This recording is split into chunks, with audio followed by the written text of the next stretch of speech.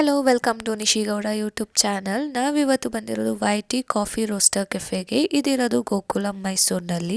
ಈ cafe based on coffee. So cold brew ಅಂತ ಇತ್ತು. ಸೊ ಕಾಫಿದೆ ಏನೋ ಇರುತ್ತೆ ಅಂದ್ಬಿಟ್ಟು ನಾನು ಟ್ರೈ ಮಾಡಿರಲಿಲ್ಲ. ಫಸ್ಟ್ ಟೈಮ್ ಟ್ರೈ ಮಾಡಿದ್ದು, ಆರ್ಡ್ರ್ ಮಾಡಿದೆ. ಬಟ್ ಇದರಲ್ಲಿ ಒಂದು ಸ್ವಲ್ಪನೂ ಶುಗರ್ ಇಲ್ಲ, 0% ಶುಗರ್ ಗೊತ್ತಾ ಇದು. ನಾನು ನೋಡಿ ಇದನ್ನ ಬ್ರೇವ್ ಅಂದರೆ ಏನೋ ಜ್ಯೂಸ್ ಅಂತ ಆರ್ಡ್ರ್ ಮಾಡಿಬಿಟ್ಟು ಇದು ಕಾಫಿ ಪುಡಿ ವಾಟರ್ ಕೊಟ್ಟಿದ್ದಾರೆ. ಕಾಫಿ ಪುಡಿ ವಾಟರು ಮತ್ತು ಐಸ್ ಕ್ಯೂಬ್ಸು ಅಷ್ಟೇ ಇರೋದು. ಇದಿಷ್ಟು ಗೊತ್ತಾ, 200 ರುಪೀಸು. ನಾನೆಲ್ಲೋ ಸ್ವೀಟ್ ಇರುತ್ತೆ ಅಂತ ಆರ್ಡ್ರ್ ಮಾಡಿದ್ರೆ ಈ ಥರ ಇದೆ. ಕೆಫೆಲ್ ನೋಡಿ ಮೆನು ಏನೂ ಇಲ್ಲ. ಈ ಸ್ಕ್ಯಾನರಲ್ಲಿ ಸ್ಕ್ಯಾನ್ ಮಾಡಿದ್ರೆ ನಮಗೆ ಮೆನು ಬರುತ್ತೆ. ಅಲ್ಲೇ ಆನ್ಲೈನ್ ಆರ್ಡ್ರ್ ಮಾಡಿದ್ರೆ ನಾವು ಯಾವ ಟೇಬಲಲ್ಲಿ ಇದ್ದೀವಿ ಆ ಟೇಬಲ್ ನಂಬರಿಗೆ ನಮಗೆ ಆರ್ಡರ್ ಸಿಗುತ್ತೆ. ಇದು ಸ್ಪಗಾಟಿ. ಇದು ನೋಡೋದ ಹೇಗಿದೆ ಅಂತ. ಒಂದು ಅಂತೂ ಫ್ಲಾಪ್ ಆಗಿಬಿಟ್ಟಿದೆ. ಇದು ಹೇಗಿದೆ ಅಂತ ಟೇಸ್ಟ್ ಮಾಡಿ ನೋಡೋದ.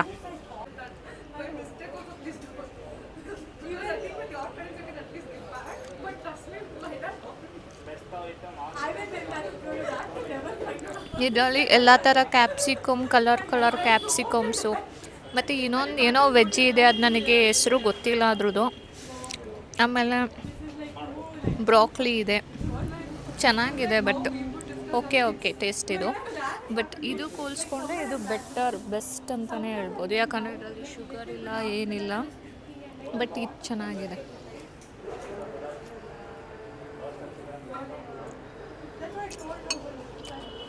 ಇದ್ರ ಜೊತೆ ಗಾರ್ಲಿಕ್ ಬ್ರೆಡ್ ಕೊಟ್ಟಿದ್ದಾರೆ, ಅದು ಕೂಡ ಚೆನ್ನಾಗಿದೆ. ನನಗೆ ಇಲ್ಲಿನ ಫುಡ್ಗಿಂತ ಇಲ್ಲಿನ ಆ್ಯಂಬಿಯನ್ಸ್ ತುಂಬಾ ಇಷ್ಟ ಆಯಿತು. ಇಲ್ಲಿ ಈವ್ನಿಂಗ್ ಪಾರ್ಟ್ನರ್ ಜೊತೆ ಟೈಮ್ ಸ್ಪೆಂಡ್ ಮಾಡೋದಕ್ಕೆ ಒಂದು ಬೆಸ್ಟ್ ಪ್ಲೇಸ್ ಅಂತಲೇ ಹೇಳ್ಬೋದು. ಇಲ್ಲಿ ಫುಡ್ ಕೂಡ ಅಷ್ಟೇ ತುಂಬ ಚೆನ್ನಾಗಿದೆ. ಡೆಸರ್ಟ್ ಕೂಡ ತುಂಬ ಆಪ್ಷನ್ ಇತ್ತು. ಬಟ್ ನಾವು ಪ್ಲ್ಯಾನ್ ಇಲ್ಲದೆ ಹೋಗಿದ್ದು. ಸೊ ನಾವು ಹೊರಗಡೆ ತಿಂದ್ಬಿಟ್ಟಿದ್ವಿ. ಅಂದ್ರೂ ಟ್ರೈ ಮಾಡೋದ ಕಾಫಿನ ಅಂತ ಬಂದ್ವಿ. ಸೊ ಸ್ವಲ್ಪ ಅಷ್ಟೇ ಟ್ರೈ ಮಾಡಿದ್ವಿ. ಬ್ರೇವ್ ಅದು ಚೆನ್ನಾಗಿತ್ತು, ಬಟ್ ಶುಗರ್ ಲೆಸ್ ಅದು. ನನಗೆ ಫಸ್ಟ್ ಟೈಮ್ ಅಲ್ವಾ, ನಾನು ಫೋಟೋ ನೋಡಿಬಿಟ್ಟು ಚೆನ್ನಾಗಿರ್ಬೋದು ಅಂತ ಆರ್ಡ್ರ್ ಮಾಡಿದೆ. ಬಟ್ ಅದು ಶುಗರ್ಲೆಸ್ ಅಂತ ನನಗೆ ಗೊತ್ತಿರಲಿಲ್ಲ. ಬಟ್ ಹೆಲ್ದಿನೇ ಅದು. ಬಟ್ ಅದರಲ್ಲಿ ಕಾಫಿ ಫ್ಲೇವರ್ ಒಂದು ಸಖತ್ತಾಗಿ ಬರ್ತಿತ್ತು. ಇಲ್ಲಿ ಇಂಡೋರ್ ಔಟ್ಡೋರ್ ಎರಡು ಕಡೆಯೂ ಸೀಟಿಂಗ್ಸ್ ಅವೈಲಬಲ್ ಇರುತ್ತೆ. ಲಿಟಲ್ ಎಕ್ಸ್ಪೆನ್ಸಿವ್ ಅಂತಲೇ ಹೇಳ್ಬೋದು. ಬಟ್ ತುಂಬಾ ಚೆನ್ನಾಗಿರುತ್ತೆ. ಈವ್ನಿಂಗ್ ಟೈಮು ಸಾಫ್ಟ್ ಲೈಟ್ ಜೊತೆ ವರ್ಕ್ ಫ್ರೆಂಡ್ಲಿ ಪ್ಲೇಸ್ ಕೂಡ ಹೌದು ಇದು. ಸೊ ಪಾರ್ಟ್ನರ್ ಜೊತೆ ಟೈಮ್ ಸ್ಪೆಂಡ್ ಮಾಡೋದಕ್ಕೆ ಒಂದು ಒಳ್ಳೆ ಕೆಫೆ ಅಂತಲೇ ಹೇಳ್ಬೋದು. ನೋಡಿ, ಈ ವೈಟಿ ಕಾಫಿ ರೋಸ್ಟರ್ ಇದ್ರ ಪಕ್ಕದಲ್ಲೇ ಬಿಗ್ ಚೀಸ್ ಕೆಫೆ ಅಂತ ಇದೆ. ನೆಕ್ಸ್ಟು ಅಲ್ಲೋಗಿ ಟ್ರೈ ಮಾಡೋದ. ನೋಡಿ, ಈ ರೋಡಲ್ಲಿ ಒಂದು ನಾವು ಹೋಗಿದ್ವಲ್ಲ ಫ್ರೆಶ್ ಕ್ಯಾಚು ಸೀ ಫುಡ್ಡು ಅದಿದೆ.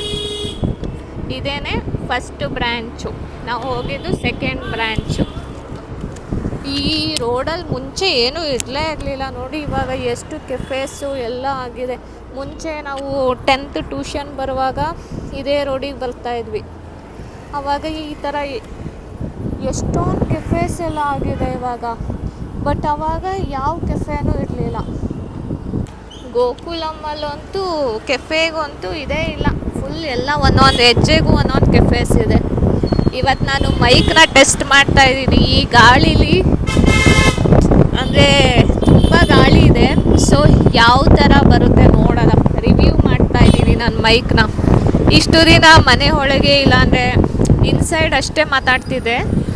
ಬಟ್ ಇವತ್ತು ಗಾಳೀಲಿ ಮಾತಾಡ್ತಿದ್ದೀನಲ್ವ, ಯಾವ ಥರ ಕೇಳಿಸುತ್ತೆ, ಸೌಂಡ್ ಎಫೆಕ್ಟ್ ಹೇಗಿದೆ ನೋಡೋಣ. ನಂದು ಸ್ಕೂಲು ಕಾಲೇಜ್ ಎಲ್ಲ ಇದ್ದಿದ್ದು ಇದೇ ರೋಡಲ್ಲಿ. ಸೊ ಇಲ್ಲಿ ನಾವು ಓಡಾಡ್ತಾನೇ ಇರ್ತಿದ್ವಿ ದಿನ. ಒಂಥರ ಪರಿಚಯ ರೋಡ್ ಇದು ನನಗೆ.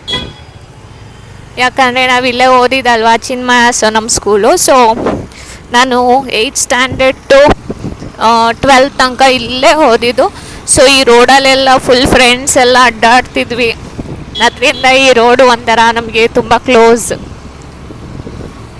ನಮ್ಮ ಸ್ಕೂಲ್ ಎಲ್ಲಿತ್ತು ಅಂತ ತೋರಿಸ್ತೀನಿ ರೀ. ಇದು ಝೂಡಿಯೋ. ಇಲ್ಲಿ ಮುಂಚೆ ಏನೂ ಇರಲಿಲ್ಲ ಆಯಿತಾ. ನಾವು ಮುಂಚೆ ಎಲ್ಲ ಓಡಾಡುವಾಗ ಇಷ್ಟೊಂದು ಶಾಪ್ಸೇ ಇರಲಿಲ್ಲ. ಓನ್ಲಿ ಮನೆಗಳು ಆ ಥರ ಇರ್ತಿತ್ತು. ಆವಾಗ 2011 ಆ ಟೈಮಲ್ಲೆಲ್ಲ.